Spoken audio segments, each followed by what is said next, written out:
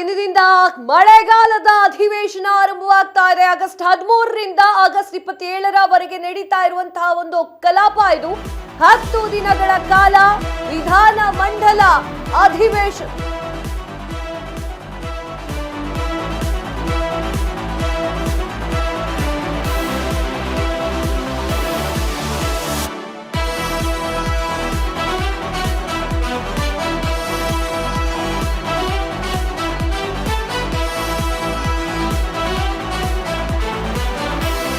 ಇದರಿಂದ ಮಳೆಗಾಲದ ಅಧಿವೇಶನ ಆರಂಭ. ಆಗಸ್ಟ್ 13ರಿಂದ ಆಗಸ್ಟ್ 27ರವರೆಗೆ ನಡೀತಾ ಇರುವಂತಹ ಕಲಾಪ. 10 ದಿನಗಳ ಕಾಲ ವಿಧಾನಮಂಡಲ ಅಧಿವೇಶನ. ಆಡಳಿತ ಹಾಗೂ ಪ್ರತಿಪಕ್ಷಗಳ ನಡುವೆ ಜಟಾಪಟಿಗೆ ವೇದಿಕೆ ಸಿದ್ಧ. ಇದು ಡಿಕೆ ಶಿವಕುಮಾರ್ ಸರ್ಕಾರಕ್ಕೆ ಇಂದು ಮೊದಲ ಅಧಿವೇಶನ. ಸರ್ಕಾರವನ್ನ ಇಕ್ಕಟ್ಟಿಗೆ ಸಿಲುಕಿಸಲಿಕ್ಕೆ ವಿಪಕ್ಷಗಳ ಸಜ್ಜು. ಇಡಿ ತನಿಖೆ ಎದುರಿಸ್ತಾ ಇರುವಂತಹ ನಾಗೇಂದ್ರ ಸಂಪುಟ ಸೇರ್ಪಡೆ. ರೈತರ ವಿರೋಧದ ನಡುವೆ ಬಿಡದಿ ಟೌನ್ಶಿಪ್ ನಿರ್ಮಾಣ, ಬರ ನಿರ್ವಹಣೆ ವಿಚಾರವನ್ನು ಮುಂದಿಟ್ಟುಕೊಂಡು ವಿಪಕ್ಷಗಳ ಹೋರಾಟ. ನಾಗೇಂದ್ರ ಸಂಪುಟದಿಂದ ತೆಗೆಯುವಂತೆ ಒತ್ತಡ ಹೇರುವಂತಹ ಸಾಧ್ಯತೆ. ವಿಪಕ್ಷಗಳಿಗೆ ತಿರುಗೇಟು ಕೊಡಲಿಕ್ಕೆ ಡಿಕೆ ಶಿವಕುಮಾರ್ ಅವರು ಪ್ಲಾನ್ ಅನ್ನು ಮಾಡಿಕೊಂಡಿದ್ದಾರೆ. ಸೆಷನ್ ಮಳೆಗಾಲದ ಸೆಷನ್ ಅಧಿವೇಶನ. ನಾವು ಅಧಿವೇಶನಗಳನ್ನು ಯಾಕೆ ಮಾಡ್ತೇವೆ? ಅಧಿವೇಶನವನ್ನ ಮಾಡುವಂತಹ ಕಾರಣ ರೈತರಿಗೆ, ಮಧ್ಯಮ ವರ್ಗದವರಿಗೆ ಮತ್ತೆ ಸಾಕಷ್ಟು ಜನಸಾಮಾನ್ಯರಿಗೆ ಹೆಲ್ಪ್ ಆಗಲಿ. ಯೋಜನೆಗಳಾದವರು ಒಪ್ಪುಗೊಂಡ್ರೆ ಅದು ಅವ್ರಿಗೆ ಹೋಗಿ ಬರಲಿ ಅಂತ. ಬಟ್ ಈ ಸೆಷನ್ಗಳಲ್ಲಿ ಜಾಸ್ತಿಯಾಗಿ ಕಿರ್ಚಾಟ, ಕೂಗಾಟ ಮಾಡ್ತಾ ಇದ್ರೆ ಏನು ರೈತರ ಪರವಾಗಿ ನಿಂತ್ಕೊಂಡಂಗಾಗತ್ತೆ? ವಿಪಕ್ಷಗಳು ಮಾತಾಡ್ಲಿಕ್ಕೆ ರೆಡಿ ಇದ್ದಾವೆ. ಅದಕ್ಕೆ ಕೌಂಟರ್ ಕೊಡ್ಲಿಕ್ಕೆ ಅಧಿಕಾರದಲ್ಲಿರುವಂತಹ ಪಕ್ಷವೂ ಕೂಡ ರೆಡಿಯಾಗಿದೆ. ಪ್ರಮುಖವಾಗಿ ನಾಗೇಂದ್ರ ಸಂಪುಟದಿಂದ ಹೊರಗೆ ಹೋಗಬೇಕು, ಬಿಡದಿ ಟೌನ್ಶಿಪ್ ಕೈ ಬಿಡಬೇಕು ಅನ್ನುವಂಥ ರೀತಿಯಲ್ಲಿ ಮಾತುಕತೆಗಳಾಗ್ತವೆ. ಇದ್ರ ಬಗ್ಗೆ ಹೆಚ್ಚಿನ ಮಾಹಿತಿಯನ್ನ ಕೊಡ್ಲಿಕ್ಕೆ ಹರ್ಷವರ್ಧನ ಪ್ರತಿನಿಧಿ ಲೈವ್ ನಲ್ಲಿ ಜಾಯಿನ್ ಆಗ್ತಾ ಇರುವಂತದ್ದು. ಹರ್ಷವರ್ಧನ, ಇವತ್ತಿನಿಂದ ಮಳೆಗಾಲದ ಅಧಿವೇಶನ ಆರಂಭವಾಗುತ್ತೆ.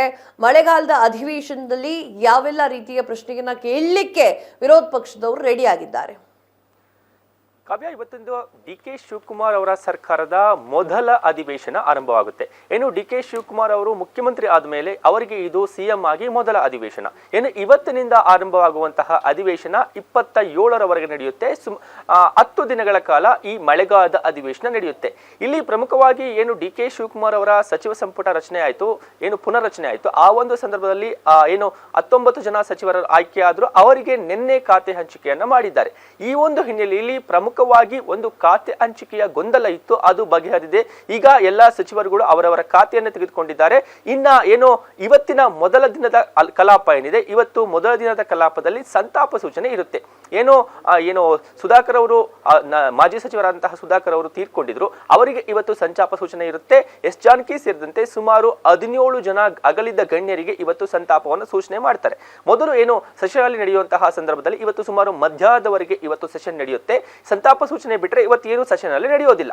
ಅದಾದ ನಂತರದಲ್ಲಿ ಏನು ವಿಧಾನಸಭೆ ಹಾಗೂ ವಿಧಾನ ಪರಿಷತ್ನ 2 ಸಭಾಪತಿ ಮತ್ತು ಉಪಸಭಾಪತಿ ಹುದ್ದೆಗಳು ಖಾಲಿ ಇರೋದ್ರಿಂದ ಅದಕ್ಕೆ ಚುನಾವಣೆ ಪ್ರಕ್ರಿಯೆಗಳು ನಡೆಯುತ್ತೆ.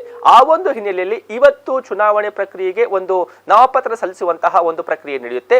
ಈಗಾಗಲೇ ವಿಧಾನಸಭೆ ಮತ್ತು ವಿಧಾನ ಪರಿಷತ್ 2 ಕಡೆ ಕಾಂಗ್ರೆಸ್ಗೆ ಸಂಪೂರ್ಣವಾದಂತಹ ಬಹುಮತ ಇರೋದ್ರಿಂದ ಅವರೇ ಒಂದು ಚುನಾಯಿತರಾಗಿ ಸಭಾಧ್ಯಕ್ಷರು ಮತ್ತು ಸಭಾಪತಿಗಳನ್ನ ಆಯ್ಕೆ ಮಾಡ್ಕೊಳ್ತಾರೆ. ಬಿಜೆಪಿಯಿಂದ ಯಾವುದೇ ನಾಮಿನೇಷನ್ ಅನ್ನ ಫೈಲ್ ಮಾಡೋದಿಲ್ಲ. ಈಗಾಗಲೇ ವಿಧಾನಸಭೆಗೆ ಹಂಗಾಮಿ ಸಭಾಪತಿಯಾಗಿ ಟಿ.ಬಿ. ಜಯಚಂದ್ರ ಅವರನ್ನ ಆಯ್ಕೆ ಮಾಡಲಾಗಿದೆ. ಇವತ್ತು ಸಭಾಪತಿ ಕುರ್ಚಿ ಮೇಲೆ ಕೂತ್ಕೊಂಡು ಜಯಚಂದ್ರ ಅವರು ಇವತ್ತು ಕಲಾಪವನ್ನು ನಡೆಸಿಕೊಡ್ತಾರೆ. ಅದಾದ ನಂತರದಲ್ಲಿ ಈಗಾಗಲೇ ಎಸ್.ಆರ್. ಪಾಟೀಲ್ ಅವರನ್ನ ಸಭಾಪತಿ ಅಂತ ಹೈಕಮಾಂಡ್ ನಾಯಕರು ಹಾಗೂ ರಾಜ್ಯ ನಾಯಕರು ಘೋಷಣೆ ಮಾಡಿರೋದ್ರಿಂದ ಎಸ್.ಆರ್. ಪಾಟೀಲ್ ಅವರು ಇವತ್ತು ವಿಧಾನಸಭೆಯ ಕಾರ್ಯದರ್ಶಿ ವಿಶಾಲಾಕ್ಷಿ ಅವರಿಗೆ ಇವತ್ತು ತಮ್ಮ ಉಮೇದುವಾರಿಕೆಯನ್ನ, ಸಭಾಪತಿಯ ಉಮೇದುವಾರಿಕೆಯನ್ನ ಸಲ್ಲಿಸ್ತಾರೆ. ಅದಾದ ನಂತರದಲ್ಲಿ ಉಪಸಭಾಪತಿ ಹುದ್ದೆಗೆ ಮೊದಲು ಪೊನ್ನಣ್ಣನವರ ಹೆಸರು ಆಯ್ಕೆ ಮಾಡಲಾಗಿತ್ತು. ಅದಾದ ನಂತರದಲ್ಲಿ ಒಂದಷ್ಟು ಗೊಂದಲಗಳು, ಒಂದಷ್ಟು ಅಸಮಾಧಾನಗಳಾಗಿದ್ದರಿಂದ ಮಂಕಾಳ್ ವೈದ್ಯ ಅವರ ಹೆಸರನ್ನ ಇವತ್ತು ಉಪಸಭಾಪತಿ ಹುದ್ದೆಗೆ ಸೂಚನೆ ಮಾಡಲಾಗಿದೆ. ಇಬ್ಬರು ಸಹ ತಮ್ಮ ಉಮೇದುವಾರಿಕೆಯನ್ನು ಸಲ್ಲಿಸ್ತಾರೆ. ನಾಳೆ ಚುನಾವಣೆ ಪ್ರಕ್ರಿಯೆಗಳು ನಡೆಯುತ್ತೆ. ಬಿಜೆಪಿಯಿಂದ ನಾಮಿನೇಷನ್ ಆಗದೇ ಇರೋದ್ರಿಂದ ಅವರು ಅವಿರೋಧವಾಗಿ ಆಯ್ಕೆ ಆಗ್ತಾರೆ. ಈ ಪ್ರಕ್ರಿಯೆಗಳು ನಾಳೆ ನಡೆಯುತ್ತೆ. ಇನ್ನು ವಿಧಾನ ಪರಿಷತ್ ವಿಚಾರಕ್ಕೆ ಬರೋದಾದ್ರೆ ಬಸವರಾಜ ಹೊರಟ್ಟಿ ಅವರು ಈಗ ರಾಜೀನಾಮೆಯನ್ನು ಕೊಟ್ಟಿದ್ದಾರೆ. ಅಲ್ಲಿ ಸಭಾಪತಿ ಹುದ್ದೆ ಖಾಲಿ ಇದೆ. ಈಗಾಗಲೇ ಸಲೀಂ ಅಹಮದ್ ಅಹಮದ್ ಅವರನ್ನ ಅಲ್ಲಿ ಸಭಾಪತಿಯಾಗಿ ಆಯ್ಕೆ ಮಾಡಲಾಗಿದೆ. ಅವರು ಸಹ ಇವತ್ತು ತಮ್ಮ ಉಮೇದುವಾರಿಕೆಯನ್ನು ಸಲ್ಲಿಸ್ತಾರೆ. ಉಪಸಭಾಪತಿಯಾಗಿ ಉಮಾಶ್ರೀ ಅವರ ಹೆಸರನ್ನ ಆಯ್ಕೆ ಮಾಡಲಾಗಿದೆ. ಅವರು ತಮ್ಮ ಉಮೇದುವಾರಿಕೆಯನ್ನ ಏನು ವಿಧಾನ ಪರಿಷತ್ನ ಕಾರ್ಯದರ್ಶಿಗೆ ಸಲ್ಲಿಸ್ತಾರೆ. ಈಗ ಇವತ್ತು ಹಂಗಾಮಿ ಸಭಾಪತಿಯಾಗಿ ಪುಟ್ಟಣ್ಣನವರು ವಿಧಾನ ಪರಿಷತ್ ಕಲಾಪವನ್ನು ನಡೆಸಿಕೊಡ್ತಾರೆ. ನಾಳೆ ಏನು ಆಯ್ಕೆಯಾದಂತಹ ಸಭಾಪತಿಗಳು ವಿಧಾನಸಭೆಯ ಸ್ಪೀಕರ್ ಆಗಿರಬಹುದು, ವಿಧಾನ ಪರಿಷತ್ನ ಸಭಾಪತಿಗಳಾಗಿರೋ ಅಧಿಕೃತವಾಗಿ ನಾಳೆಯಿಂದ ಸ್ಪೀಕರ್ ಸ್ಥಾನದಲ್ಲಿ ಕೂತು ಏನು ಕಲಾಪವನ್ನು ನಡೆಸಿಕೊಡುವ ಪ್ರಕ್ರಿಯೆಯನ್ನ ಮಾಡ್ತಾರೆ. ಇನ್ನು ಏನು ಪರಿಷತ್ನ ಹಾಗೂ ವಿಧಾನಸಭೆಯ ಹೋರಾಟಗಳಿಗೆ ವಿಚಾರಕ್ಕೆ ಬಂದರೆ ಪ್ರಮುಖವಾಗಿ ವಿಧಾನಸಭೆಯಲ್ಲಿ ಚರ್ಚೆಗಳ ಪ್ರಕ್ರಿಯೆಗಳು ನಾಳೆ ಆರಂಭವಾಗುವುದರಿಂದ ಏನು ಸರ್ಕಾರಕ್ಕೆ ದೊಡ್ಡ ತಲೆನೋವಾಗಿರುವಂತಹದ್ದು ಬಿಡದಿ ಟೌನ್ಶಿಪ್ ವಿಚಾರ. ಈ ಬಿಡದಿ ಟೌನ್ಶಿಪ್ ವಿಚಾರವನ್ನ ಬಿಜೆಪಿ ಹಾಗೂ ಜೆಡಿಎಸ್ ಒಂದು ರೀತಿಯಾದಂತಹ ಪ್ರಬಲ ಅಸ್ತ್ರವಾಗಿ ಮಾಡಿಕೊಂಡಿದೆ. ಸರ್ಕಾರದ ವಿರುದ್ಧ ಒಂದು ರಣಕಹಳಿಯನ್ನು ಮುಳುಗಿಸಬೇಕು ಅನ್ನುವಂತಹ ತೀರ್ಮಾನಕ್ಕೆ ಬಂದಿದೆ. ಮತ್ತೊಂದು ಅಸ್ತ್ರ ಅಂದ್ರೆ ನಾಗೇಂದ್ರ ಅವರ ವಿಚಾರ. ಏನು ವಾಲ್ಮೀಕಿ ಹಗರಣದಲ್ಲಿ ನಾಗೇಂದ್ರ ಅವರು ಜೈಲಿಗೆ ಹೋಗಿ ಬಂದಿದ್ರು, ಅವರ ಕೇಸ್ ಇನ್ನ ಖುಲಾಸೆಯಾಗಿಲ್ಲ, ಅವ್ರಿಗೆ ಕ್ಲೀನ್ ಚಿಟ್ ಸಿಕ್ಕಿಲ್ಲ, ಇನ್ನೂ ಕೇಸ್ ಎದುರಿಸ್ತಿದ್ದಾರೆ. ಅವರನ್ನ ಯಾವ ಮಾನದಂಡದ ಆಧಾರದ ಮೇಲೆ ಕ್ಯಾಬಿನೆಟ್ಗೆ ತಗೊಂಡು ಬಂದ್ರ ಅನ್ನುವಂತಹ ಪ್ರಶ್ನೆಗಳನ್ನ ಬಿಜೆಪಿ ಹಾಗೂ ಜೆಡಿಎಸ್ ನಾಯಕರು ಕೇಳ್ತಾ ಇದ್ದಾರೆ. ಆ ಒಂದು ಹಿನ್ನೆಲೆಯಲ್ಲಿ ಅವರ ರಾಜೀನಾಮೆ ಕೊಡುವವರೆಗೂ ನಾವು ಅಧಿವೇಶನವನ್ನು ನಡೆಯೋಕೆ ಬಿಡೋದಿಲ್ಲ, ಕಲಾಪ ನಡೆಯೋಕೆ ಬಿಡೋದಿಲ್ಲ ಅನ್ನುವಂತಹ ಪಟ್ಟನೆ ಹಿಡಿದಿರೋದ್ರಿಂದ ಇದು ದೊಡ್ಡ ಮಟ್ಟದಲ್ಲಿ ಸರ್ಕಾರಕ್ಕೆ ಸೆಟ್ ಬ್ಯಾಕ್ ಆಗುವಂತಹ ಚಾನ್ಸಸ್ಗಳಿದೆ. ಮತ್ತೊಂದು ಹಗರಣ ಕೆಪಿಎಸ್ಸಿ ಹಗರಣ. ಕೆಪಿಎಸ್ಸಿ ಪರೀಕ್ಷಾ ಹಗರಣವನ್ನ ದೊಡ್ಡ ಮಟ್ಟದಲ್ಲಿ ಇವತ್ತು ಈ ಬಾರಿಯ ಅಧಿವೇಶನದಲ್ಲಿ ಇಟ್ಕೊಳ್ಬೇಕು ಅನ್ನುವಂತಹ ಪ್ಲಾನ್ ಅನ್ನ ಏನು ವಿಪಕ್ಷಗಳು ಮಾಡ್ಕೊಂಡಿದ್ವಿ. ಆ ಒಂದು ವಿಚಾರವನ್ನು ಇಟ್ಕೊಂಡು ಸರ್ಕಾರವನ್ನ ಸಂಕಷ್ಟಕ್ಕೆ ಸಿಲುಕಿಸಬೇಕು ಅನ್ನುವಂತಹ ಮತ್ತೊಂದು ಇದೆ. ಮತ್ತೊಂದು ರಾಜ್ಯದಲ್ಲಿ ಕಾಡ್ತಿರುವಂತಹ ಬರ ಈ ವಿಚಾರ.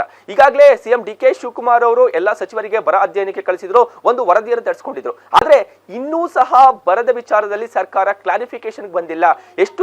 ಎಷ್ಟು ಜಿಲ್ಲೆಗಳಲ್ಲಿ ಬರ ಇದೆ, ಎಷ್ಟು ತಾಲೂಕುಗಳಲ್ಲಿ ಬರ ಇದೆ ಅದನ್ನ ಘೋಷಣೆ ಮಾಡಿಲ್ಲ.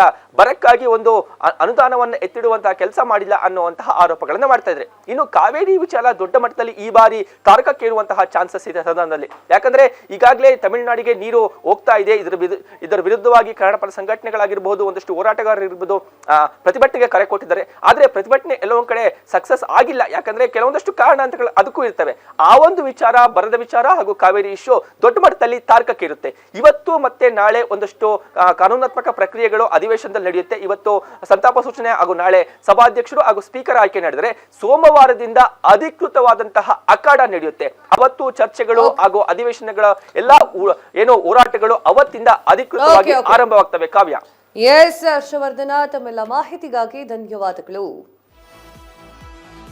ಸೆಷನ್ ಇದೆ, ಇವತ್ತಿಂದ ಸ್ಟಾರ್ಟ್ ಆಗುತ್ತೆ, 27ರವರೆಗಿದೆ. ಎಲ್ಲ ವಿಚಾರಗಳು ಕೂಡ ಸೆಷನ್ ನಲ್ಲಿ ಕಂಪ್ಲೀಟ್ ಆಗಿ ಮಾತನಾಡಲಿದ್ದಾರೆ.